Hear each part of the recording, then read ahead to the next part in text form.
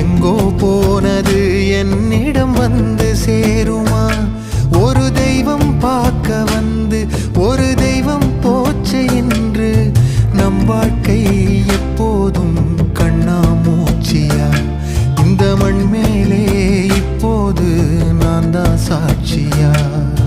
காற்றோடு பட்டம் போல இந்த வாழ்க்கைதான், அடையார் சொல்லக்கூடும் அது போகும் போக்கதான்.